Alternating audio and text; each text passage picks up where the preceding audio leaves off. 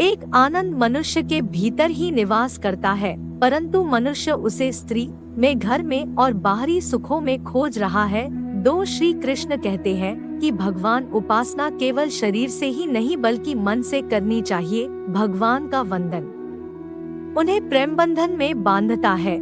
3 मनुष्य की वासना ही उसके पुनर्जन्म का कारण होती है। 4 इंद्रियों के अधीन होने से मनुष्य के जीवन में विकार और परेशानियां आती है। 5 संयम यानी धैर्य, सदाचार, स्नेह और सेवा जैसे गुण सत्संग के बिना नहीं आते। 6 श्री कृष्ण कहते हैं कि मनुष्य को वस्त्र बदलने की आवश्यकता नहीं है, आवश्यकता हृदय परिवर्तन की है। 7 जवानी में जिसने ज्यादा पाप किए हैं उसे बुढ़ापे में नींद नहीं आती।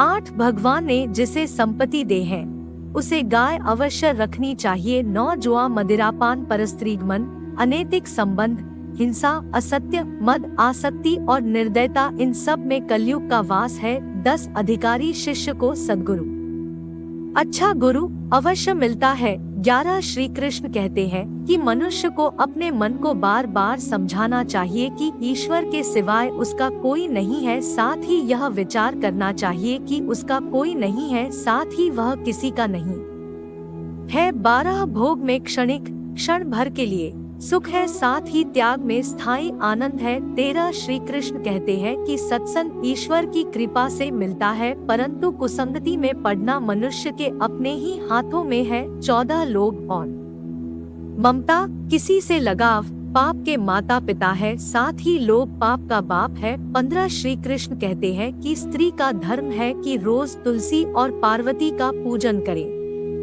16 मनुष्य को अपने मन और बुद्धि पर विश्वास नहीं करना चाहिए, क्योंकि ये बार बार मनुष्य को धक्का देते हैं। खुद को निर्दोष मानना बहुत बड़ा दोष है। 17 यदि पति पत्नी अपना पवित्र जीवन बिताए तो भगवान पुत्र के रूप में उनके घर आने की इच्छा रखते हैं।